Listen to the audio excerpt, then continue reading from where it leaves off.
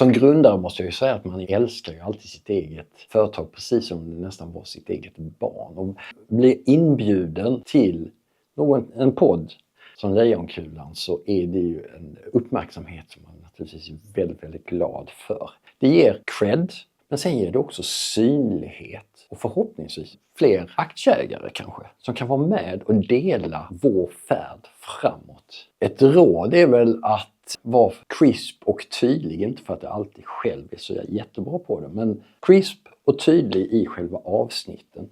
Våga också vara lite personlig och visa vem du är. Tänk på att det här är ett samarbete. Det vill säga man behöver hjälpa till och dela detta tillsammans. Göra Lejonkulan som är seriös och bra. Det formatet ökar samtidigt som ditt eget bolag blir mer värdefullt. Så tala väl om de avsnitten som finns där du deltar i, men även andra i nätverket som gör.